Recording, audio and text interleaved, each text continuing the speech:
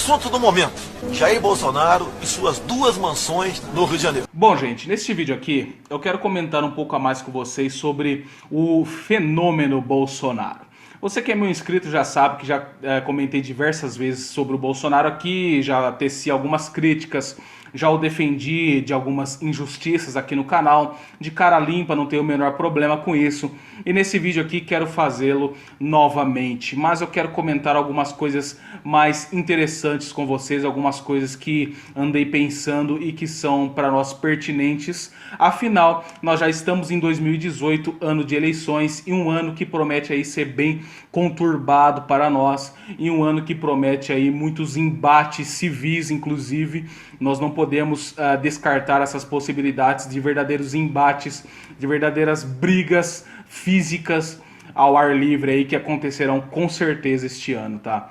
Então eu quero comentar com vocês aí, vamos começar a montar um raciocínio partindo da última notícia que saiu aí na Folha de São Paulo, mais uma tentativa de assassinato de reputação no que concerne o Jair Bolsonaro aí. A Folha publicou, né, uma matéria aí chamada Patrimônio de Jair Bolsonaro e Filhos se multiplica na política, né? Aí no primeiro parágrafo dessa matéria, eles dizem o seguinte: o deputado e presidenciável Jair Bolsonaro e seus 3 filhos que exercem mandato são donos de 13 imóveis com preço de mercado de pelo menos 15 milhões. A maioria em pontos altamente valorizados no Rio de Janeiro, como Copacabana, Barra da Tijuca e Urca. Levantamento feito pelo jornal Em Cartórios identificou que os principais apartamentos e casas comprados nos últimos 10 anos registram preço de aquisição bem abaixo da avaliação da Prefeitura do Rio à época. Aí, quase no fim da reportagem, aí, eles falam o seguinte: em 2015, a Procuradoria-Geral da República recebeu uma denúncia questionando os valores informados por Jair Bolsonaro em relação às suas 2 casas da Barra, né? Apenas tendo ouvido a defesa do presidenciável, o então procurador-geral, Rodrigo Janot, mandou arquivar o expediente dizendo que os valores eram os mesmos do imposto de renda. Janot alegou se tratar de denúncia anônima, sem elementos indiciários mínimos de ilícito, né?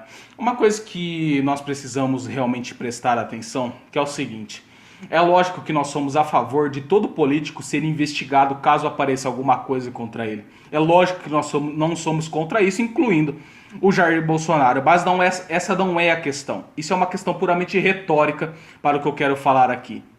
A questão é o seguinte: eles pegaram uma coisa antiga já do Bolsonaro, deveras antiga, né? E eles reformularam a notícia de tal modo que pareça uma coisa nova, uma coisa recente, uma coisa que a Folha de São Paulo descobriu. Ora, caiu a casa do Bolsonaro agora. Agora nós pegamos o Bolsonaro. Isso eles já estão inventando um monte de coisa uma atrás da outra.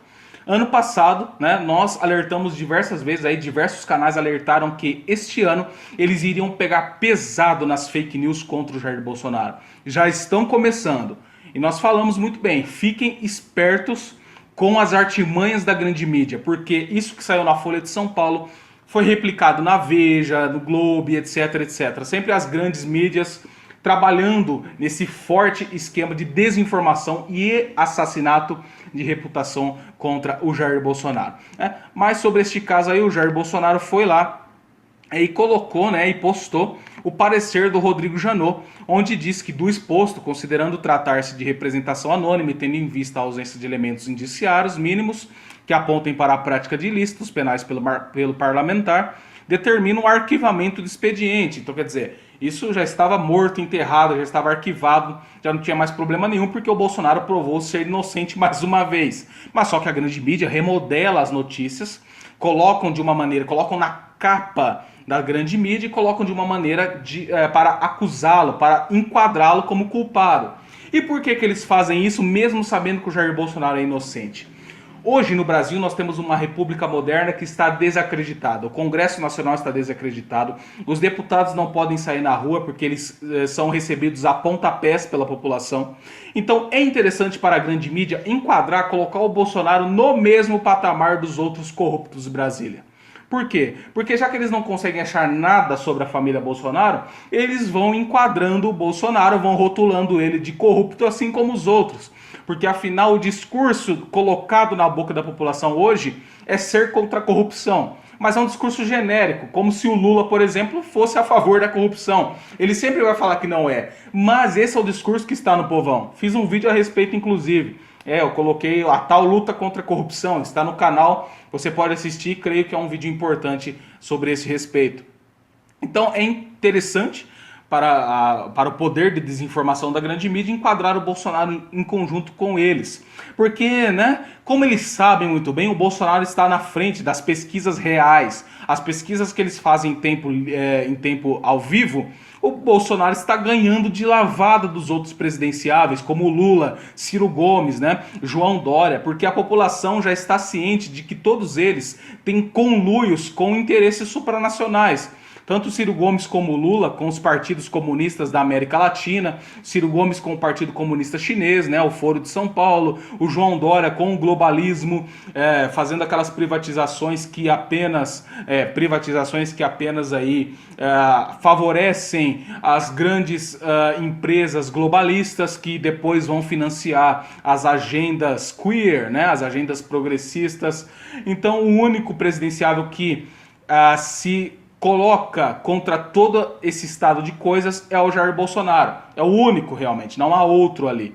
Então é interessante para a grande mídia colocar ele em pé de igualdade com os outros corruptos e com os outros revolucionários, por que não? E eu espero que o Bolsonaro continue nessa agenda firme contra todo esse estado de coisas, sim, porque o fenômeno Bolsonaro fez com que a população tivesse novamente um pouco de esperança na política brasileira. Quando eles veem o Jair Bolsonaro, é diferente. Não é à toa que o grande povão, o brasileiro médio, aquele que acorda cedo, vai trabalhar, que não quer que sua família seja assaltada, que não quer que sua filha e sua esposa seja estuprada por um vagabundo, aquele que não quer o Estado roubando todos os seus bens, aquele que quer ir para a igreja com a sua família, aquele que quer viver uma vida tranquila.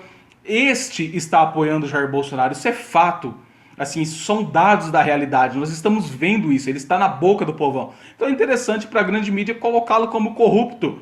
Esse é o discurso que está na boca da população, esse é o símbolo, esse é o simbolismo que está saindo do subconsciente e do consciente da população brasileira. O cara não é corrupto, mesmo, a população também se preocupa com a questão de segurança, família, etc. Mas a corrupção hoje é a bola da vez. É o que está na boca do povão. Então por isso que para a grande mídia é interessante enquadrá-lo assim. Né? E se nas eleições agora de 2018 não votarmos, prestem atenção, somente o Bolsonaro ser eleito, ele será comido vivo pelo establishment. Né? A hegemonia cultural, a hegemonia dentro das instituições, eles ainda obtêm, eles só perderam a hegemonia intelectual. Hoje eles estão tendo contrapontos efetivos, fortes. Por isso que eles estão desesperados fazendo esse tipo de coisa. Mas a hegemonia cultural, a grande mídia, os financiamentos supranacionais, eles obtêm. Então por isso que é interessante nós sabermos em quem votar para o poder legislativo este ano. Então você que já está ligado na situação, você precisa informar o seu pai, a sua mãe, os seus tios, os seus primos, cachorro, papagaio, todos aqueles que irão votar este ano, que votem em deputados que estejam alinhados com o pensamento e com os anseios do povão. Nós precisamos aprender a fazer análises de conjuntura, ver o nosso estado de coisas, realmente fazer leituras objetivas da realidade, para você ver quais são os anseios do povão e os seus próprios anseios. Então nós precisamos de deputados, nós precisamos de um poder legislativo que esteja dentro desses parâmetros. Se nós estamos votando no Bolsonaro por esses mesmos motivos, por que não vamos votar em deputados por esses mesmos motivos? Isso é uma questão lógica, que nós precisamos conscientizar a população. É nossa obrigação, porque nós temos ciência disso. Nossa obrigação é alertar a população quanto a isso. É importante colocarmos lá nas casas legislativas, né, na Alerj, na Alesp, etc., deputados estaduais que estejam integrados com esse pensamento, assim como no Congresso Nacional.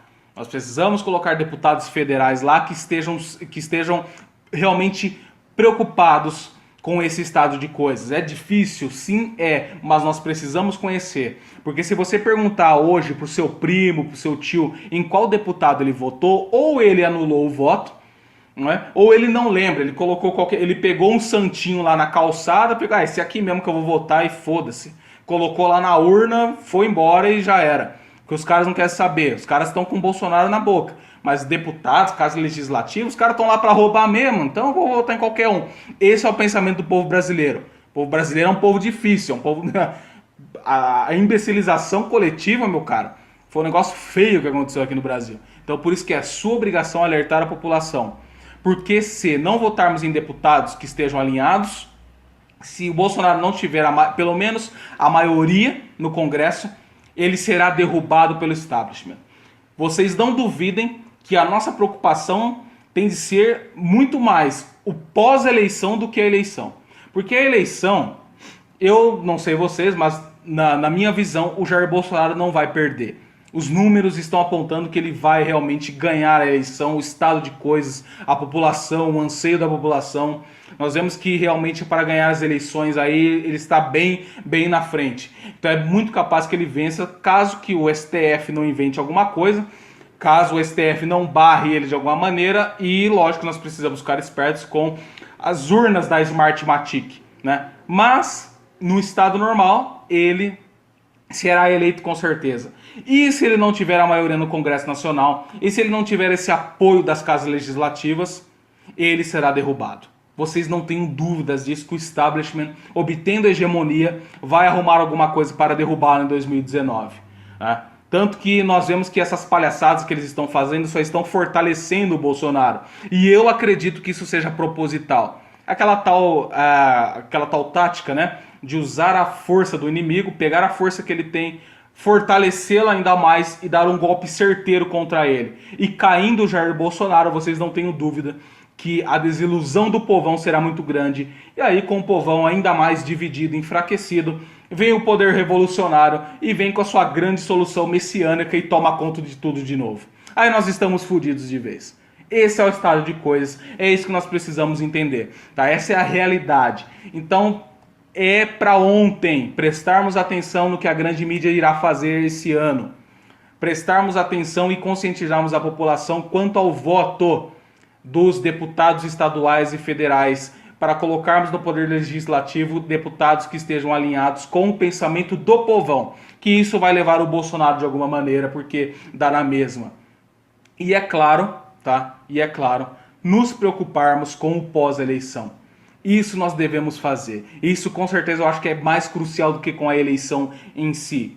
O quanto que você vai batalhar para manter o Jair Bolsonaro lá e para manter uma coisa mais normal, um senso comum mais saudável para o povo brasileiro, que não aguenta mais os 70 mil assassinatos por ano, que não aguenta mais ver as crianças e os jovens tirando sistematicamente o penúltimo lugar nos exames internacionais, que não aguenta mais ver tanto estupro, tanta roubalheira, tanto tráfico de drogas, ver o Brasil sendo vendido, né, a preço de banana para estatais chinesas, né, a população que não aguenta mais isso, não aguenta mais sair na rua com medo de levar uma bala na cara, e esse estado de medo, esse estado de histeria generalizada é onde o poder revolucionário vem para concentrar poder. É isso, nós precisamos ter ciência e conscientizar o próximo.